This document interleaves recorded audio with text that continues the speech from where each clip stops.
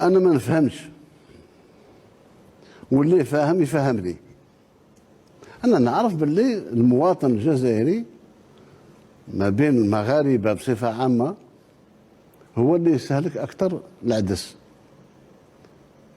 يستهلك الفاصوليا، البقوليات. وفي الصيف هذه ما لا تستهلك. كيفاه يخلق لي ازمانه في اللوبيا والروز والعدس؟ هذه مقصوده والله العظيم، اقسم بالله يا اللي حكمته اني ندم على النهار اللي زاد فيه. انا نقول لك يعني راه يعطينا مؤشرات. اليوم رانا في الصيف وزاد فيها، يعني يغيبوها في الشتاء. خليه يمكرون يمكر الله والله خير الماكرين. مقصوده جدا.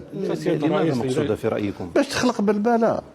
سيادة الرئيس، انا هضرنا على العطش، هضرنا على الماء، على المجهودات تاع الدوله باش توفر الماء. الناس نساو باللي كانوا يشربوا الماء المالح، اليوم راهم غضب والماء وهذه، وغضب في النقل، وغضب في هذه، وغضب خلق غضب.